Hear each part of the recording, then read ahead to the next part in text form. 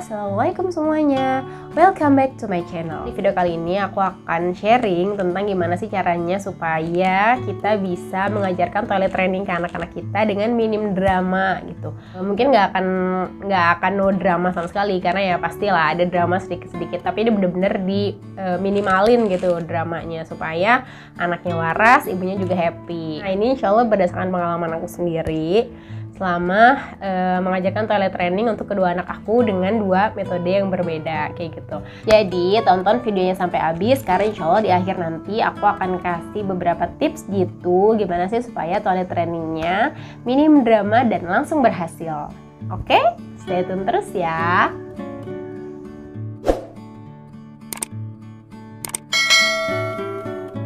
Nah, jadi seperti yang sudah kita ketahui bahwa toilet training adalah sebuah pembiasaan baik untuk mengajarkan anak-anak supaya bisa pipis dan pup di kamar mandi. Jadi anak-anak dibiasakan untuk tidak lagi memakai popok, tidak lagi memakai diapers, tidak lagi memakai klodi atau training pants. Jadi udah benar-benar pakai celana aja dan bisa pipis dan pup di kamar mandi sendiri kayak gitu. Nah, kalau teman-teman beragama Islam mungkin bisa ditambahkan juga tentang mengenal adab. Jadi adab masuk kamar mandi, adab di kamar mandi, adab keluar kamar mandi kayak gitu. Mulai diajarkan sejak dini supaya anak-anak nantinya menjadi kebiasaan baik di kemudian hari. Jadi aku langsung aja ya sharing ke pengalaman aku mengajarkan toilet training untuk kedua anak aku.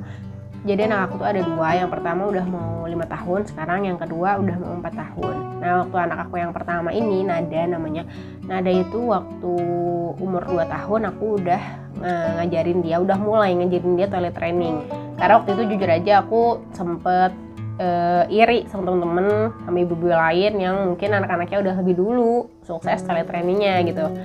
Kayak, kok anak-anak yang lain udah bisa paham tentang alarm tubuhnya gitu. Akhirnya aku berusaha untuk mengajarkan Nada dari umur 2 tahun juga. Jadi pertama kali itu aku ngajarin tentang adab-adabnya dulu. Jadi adab masuk kamar mandi, adab di kamar mandi, adab keluar kamar mandi itu seperti apa, doanya seperti apa, kayak gitu. Aku kenalkan dulu sama adab-adabnya.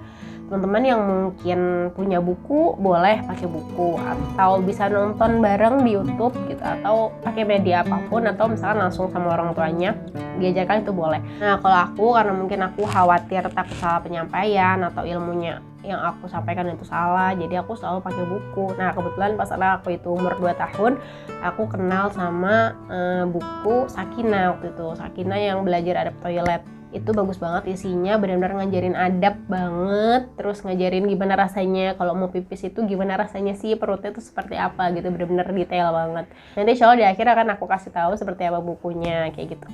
Makanya tonton terus sampai habis. Jadi materi tentang adab itu nggak bisa langsung satu hari dia paham gitu kan, jadi berkesinambungan, jadi terus menerus aku ajarin sambil aku ajarin tentang adab.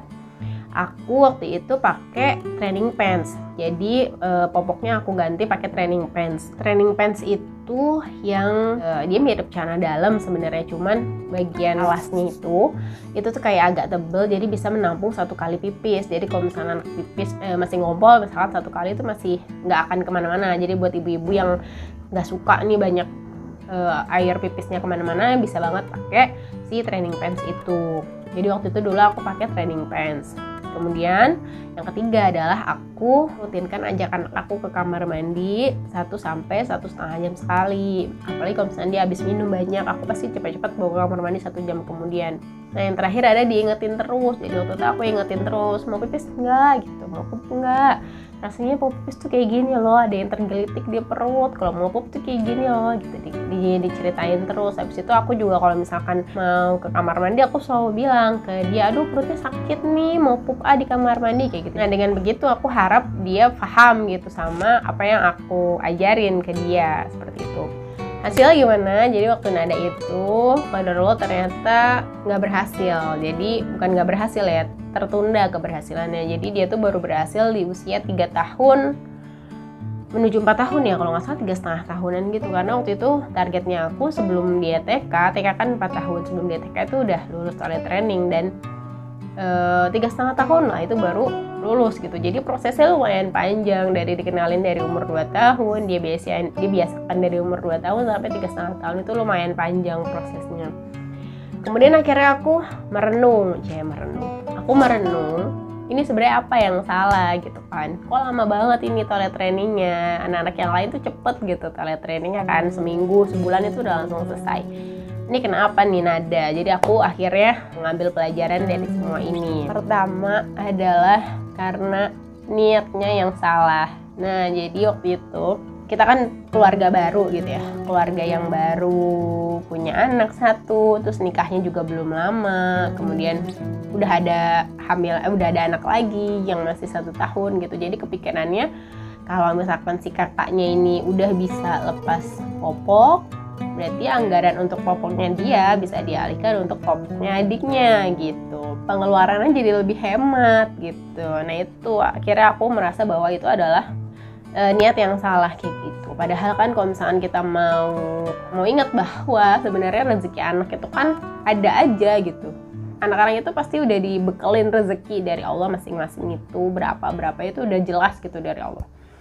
Nah, alangkah pelitnya orang tua gitu ya, alangkah pelitnya aku dulu ketika aku membatasi rezekinya dia gitu.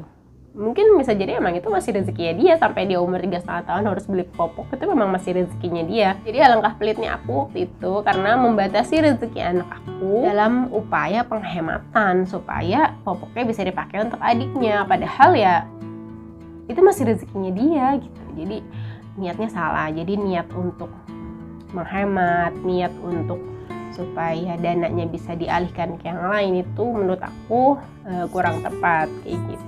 Jadi niatnya dulu nih harus dibetulin. Kesalahan kedua adalah aku terlalu terburu-buru gitu. Terburu-buru karena merasa Nada anak pertama, mumpung masih kecil, sudah ada adiknya.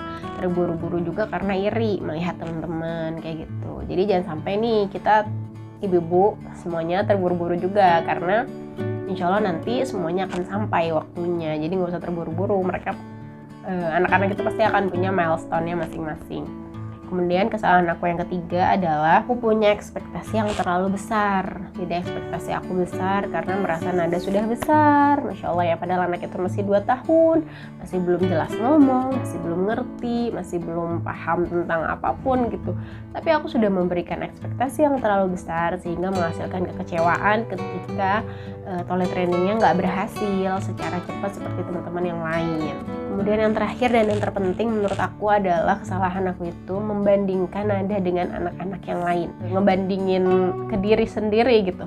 Jadi misalkan ngelihat temen-temen yang lain curhat, ya anak aku mah udah bisa nih, alhamdulillah setiap malam juga ngobrol bla bla bla bla. Dengan cerita-cerita itu akhirnya menjadikan aku kurang bersyukur dengan pencapaian-pencapaian yang lain yang mungkin sudah dicapai sama anak aku. Kemudian sisi positif dari anak aku yang lain tuh jadi tidak terlihat gitu, karena aku terlalu fokus sama kekurangannya dia kalau toilet trainingnya tuh nggak berhasil gitu. Jadi aku sibuk membandingkan apa sih kurangnya, apa sih salahnya kayak gitu. Jadi benar-benar no banget untuk membandingin anak kita dengan anak yang lain, karena masing-masing anak itu pasti punya jalannya sendiri dan pasti akan sampai. Jadi insya Allah nanti akan sampai gitu dengan sendirinya. Nah, berdasarkan pengalaman itu, akhirnya aku menjadikan itu sebuah pelajaran yang berharga supaya di anak yang kedua aku bisa lebih baik lagi toilet trainingnya. Nah, anak aku yang kedua itu namanya Nadif, sekarang umurnya mau 4 tahun. Dulu aku mulai toilet trainingnya itu benar-benar nyantai banget. Jadi kalau orang-orang itu udah mulai toilet training umur 1 tahun, 2 tahun gitu ya, aku pokoknya nyantai. Orang-orang mau bilang, ini kok belum dilepas diapersnya gitu, kok belum dilepas popoknya gitu. Aku ya udah nanti aja, nggak apa-apa, masih rezekinya dia untuk bisa beli popok kayak gitu-gitu. Aku benar-benar slow banget, nggak maksain seperti aku waktu dulu gitu ya. Nah, untuk anak aku yang kedua, jadi dia tuh aku mulai kenalkan toilet training, aku mulai ajarkan toilet training itu sejak umurnya 3 tahun. 3 tahun awal itu aku mulai ajarkan tentang adab-adab toilet, sama kayak tetehnya dulu juga sama, pakai buku yang sama kayak gitu. Sambil juga dia ngeliat tetehnya bisa pipis dan pup di kamar mandi sendiri. Kemudian orang tuanya juga dia lihat kayak gitu. Jadi belajar dari buku, belajar dari tontonan, juga dari keteladanan orang tua sama kakaknya gitu. Jadi awalnya itu dulu, belum lepas popok, belum pakai training pants, belum pakai apapun, masih pakai popok, cuman belajar aja dari buku sama lihat sama lihat kebiasaan kita. Kemudian di umur 3,5 tahun, secara mengejutkan dia tiba-tiba bisa ngomong pengen pup. Jadi dia udah bisa menahan ya. Jadi udah bisa nahan, nggak mau pup di popok lagi gitu. Akhirnya mulai saat itu kita langsung rutin bawa dia ke kamar mandi ketika dia udah bilang mau pup, meskipun dia ternyata lama gitu kamar mandi ya kan. Cuman minimal dia udah tahu rasanya mau pup itu seperti apa. Si Nadif ini memang berhasilnya dari pupnya dulu. Pupnya bisa di kamar mandi dulu gitu. Karena mungkin dia tuh kayak ngerasa risih gitu ya, ada kotor di pampersnya gitu, dia nggak suka. Jadi risih, jorok, bau gitu, dia nggak mau gitu. Akhirnya bermula dari mengajarkan pup di kamar mandi dulu. Nah, karena bundanya ini pengen banget dia cepet-cepet lepas popok, lagi-lagi karena pengen cepet-cepet, akhirnya aku lepas popoknya, berharap dia bisa pipis di kamar mandi juga. Aku rutin juga ajak dia ke kamar mandi 1,5 jam sekali gitu. Cuman pas dia ajak kamar mandi ya nggak pipis, tapi pas di luar tuh pipis gitu. Dan dia belum, waktu itu pas umur 3,5 tahun itu belum bisa nahan. Jadinya cepet banget gitu, 1 menit atau 30 detik sekali dia bisa pipis gitu. Jadi benar-benar nggak terkontrol. Akhirnya daripada aku stres, nggak waras gitu kan, harus ngepel berulang kali, terus kadang dia pipis di mana terus lari-lari kayak gitu. Akhirnya aku pakein lagi, nggak apa-apa. Aku meyakinkan diri aku nggak apa-apa. Nanti insya Allah dia akan sampai. Minimal pupnya dia udah bisa dulu ke kamar mandi. Aku pakein lagi popoknya. Nah terus di suatu sore kita tuh ngobrol-ngobrol tentang reward kalau bisa lepas popok dan bisa pipis dan pup di kamar mandi, nggak di popok lagi. Kemudian nanya pengen hadiah apa gitu kan. Terus dia kepikiran dong satu hadiah, dia pengen hadiah mobil-mobilan yang ada remote-nya. Ya udah akhirnya itu menjadikan jalan gitu, menjadikan alasan bahwa ya udah ayo lepas, nanti dibeliin sama ayah kalau dia bisa pipis sama pup di kamar mandi itu. Terus kan aku ulang, akhirnya di sore hari itu juga akhirnya dia mau lepas dan bener-bener nggak ngompol sampai malam, sampai paginya itu bener-bener aman banget. Di kasur tuh bener-bener nggak ngompol. Ya Allah, bener-bener suatu pencapaian. 1 hari itu langsung berhasil kayak gitu. Tapi kalau ditanyain Nadif pernah ngompol atau enggak sama proses toilet training, pernah. Jadi waktu seminggu yang lalu itu kan dia sakit, panas, terus batuk pilek gitu kan. Terus malamnya tuh dia paginya aku cek ke celananya ternyata basah gitu. Ya udah 2 kali kalau nggak salah dia kayak gitu. Pas lagi bener-bener sakit aja. Akhirnya ya udah itu menjadi bahan evaluasi. Jadi pas pagi ya diajakin ngomong gitu. Nanti kalau misalkan mau pipis, dia bangunin bunda atau ayah gitu. Terus ya jadi bahan evaluasi juga kalau mau tidur itu jangan minum kebanyakan. Kalau habis minum pipis dulu. Ya gitu-gitulah, jadi bahan evaluasi diri, bahan evaluasi anaknya juga. Karena memang waktu itu kan lagi sakit, jadi memang aku suruh banyakin minum, terus aku lupa nyuruh dia pipis lagi pas sebelum tidur, akhirnya dia ngompol. Nah jadi kesimpulannya supaya kita bisa mengajarkan toilet training ke anak-anak kita dengan minim drama, yang pertama dan yang terpenting adalah luruskan niat. Jadi niatnya bukan untuk menghemat, bukan untuk mengalokasikan dana, karena setiap anak sudah ada rezekinya masing-masing, bukan juga karena iri, gengsi melihat anak teman-teman yang sudah lebih dulu lulus toilet trainingnya kayak gitu. Tapi niat kita mengajarkan toilet training ke anak-anak adalah karena kalau misalkan masih pakai popok, pipis dan pupnya masih di popok, itu kotor, itu jorok, nggak bersih, dan kita harus menjaga kebersihan karena Allah itu menyukai keindahan kayak gitu. Yang kedua adalah ajarkan dulu, sounding dulu tentang adab-adab toilet training. Jadi juga jangan langsung dilepas tanpa dia tahu urgensinya apa sih. Kita pipis sama pup di kamar mandi itu apa sih? Kan udah enak gitu pakai popok, nggak mesti ribet ke kamar mandi. Kalau misalnya mau pipis sama pup langsung aja di popok gitu. Kenapa harus pipis dan pup? Jadi urgensinya apa dikenalkan melalui buku.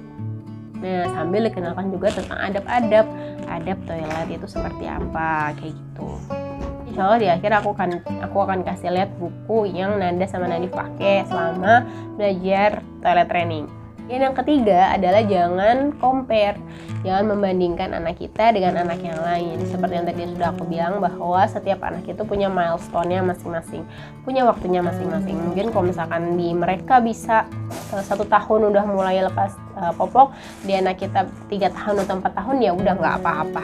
Anak kita mungkin bisa lebih di sisi yang lain, di segi yang lain dibanding anak mereka. Jadi insya Allah masing-masing anak juga punya kelebihannya masing-masing. Jadi jangan sampai kita berkecil hati karena suatu hal yang belum dicapai oleh anak kita gitu. Kemudian yang keempat adalah lihat dulu kesiapan anak. Jadi tanda kita melihat kesiapan anak adalah dia udah ngerti belum sih rasanya mau pipis sama pup itu seperti apa, dia udah paham belum. Jadi kalau misalnya mereka belum paham ya jangan dipaksa, ajarin dulu, sounding dulu, ceritain tentang gimana sih rasanya mau pipis itu seperti apa. Kalau perlu ibunya yang bilang, aduh mau pipis nih perutnya penuh gitu misalnya kayak gitu, atau mau pup nih perutnya melilit kayak gitu-gitu. Jadi sambil diajarkan, disounding, nanti lama-lama mereka akan paham gitu. Yang kelima adalah kasih motivasi untuk anak. Kalau misalkan kakak lulus nih toilet trainingnya udah nggak ngumpul lagi, bunda dan ayah akan kasih kakak menara gitu misalnya. Jadi beliin apalah yang mereka suka, misalkan boneka atau mobil-mobilan gitu. Jadi kalau misalkan anaknya suka apa gitu, coba dijadiin motivasi supaya mereka makin termotivasi. Atau kalau misalkan aku ke Nadif itu, Nadif mau TK loh. Nah, anak-anak yang sudah TK itu sudah nggak ngumpul lagi gitu. Terus sama ditanyain, dia ternyata kan suka waktu itu dia sempat nonton YouTube, terus dia lihat ada mobil-mobilan yang bisa berubah jadi robot itu. Nah dia pengen itu, ya udah itu jadi motivasi gitu. Karena emang di rumah juga belum ada, jadi benar-benar dia nggak kebayang gitu memegang mobil robot itu seperti apa rasanya. Jadi dia benar-benar termotivasi banget supaya bisa lulus toilet training dan dibeliin mobil-mobilan robot itu sama ayahnya gitu. Nah yang keenam adalah kewarasan emak, itu yang paling utama. Pokoknya waras dulu emaknya. Kalau misalkan mau mulai toilet training, misalkan belum nggak suka yang bececeran kemana-mana, pipisnya bisa pakai training pants. Karena ada juga anggapan dari beberapa ibu-ibu yang kalau pakai training pants nanti malah anaknya bingung, jadi pipisnya di mana nih, di kamar mandi apa di celana gitu.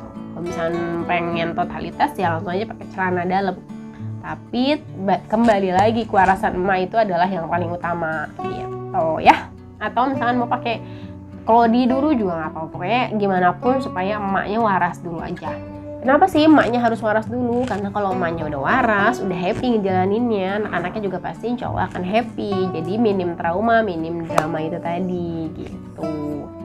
Nah sekarang kalau misalnya anak-anak belum mau toilet training padahal umurnya udah 3 tahun, 3,5 tahun gitu ya udah berarti waktunya orang tua untuk lebih dalam gitu ya, mendekatkan bonding sama anak sambil baca tentang toilet training, sambil nonton YouTube-nya tentang toilet training gitu, atau sambil diajarin melalui kebiasaan-kebiasaan baik kayak gitu, sambil terus diajarin aja. Nanti insya Allah anak-anak juga akan menemukan jalannya sendiri, sama kita juga mengenalkan kayak gitu.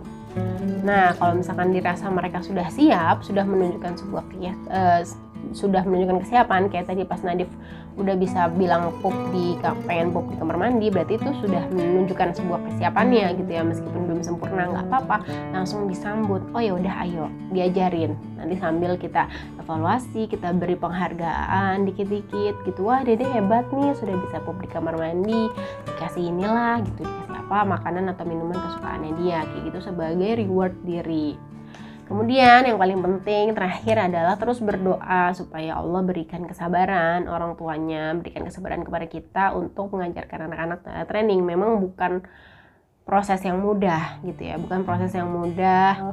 Di sini kita memaksimalkan ikhtiar kita supaya toilet trainingnya minim drama, supaya ibunya happy, anak-anaknya juga happy. Segitu dulu mungkin teman-teman, insya Allah kita ketemu lagi di next video. Bye bye, wassalamualaikum warahmatullahi wabarakatuh. Nah teman-teman, ini dia buku yang Nada sama Nadif pakai selama proses toilet training, belajar adab toilet dari Sakinah. Ini bukunya sebenarnya ada 2 versi perempuan sama versi laki-laki. Karena waktu itu pertama kali aku beli buat Nada, jadi aku pakai yang versi perempuan. Nadif pakai ini juga, jadi untuk beberapa bagian aku sesuaikan. Ini benar-benar dia cerita tentang adab, cerita tentang gimana rasanya mau pipis, gimana rasanya mau pup, itu dia cerita. Terus dia juga cerita, si ibunya ini cerita kalau misalkan dia lulus dia mau dikasih hadiah, mau dikasih celana dalam yang lucu. Kemudian juga ada doa-doanya, doa masuk kamar mandi. Kemudian ada adab-adab di kamar mandi itu harus seperti apa, bagaimana cara membersihkan, kemudian apa aja larangan-larangan di kamar mandi, doa keluar kamar mandi, kemudian keluarga Mamandi harus pakai kaki kanan. Dia juga cerita tentang perbedaan antara dua toilet gitu ya, toilet duduk dan toilet jongkok. Dan ini akhirnya si tokohnya ini berhasil pipis dan pup di kamar mandi, kemudian dapat hadiah celana dalam yang lucu dan juga hadiah lain dari ibunya. Itu bener ini Masya Allah ya, ada 28 halaman workbook, insya Allah awet banget kalau misalnya mau dipakai sampai ke adik-adiknya.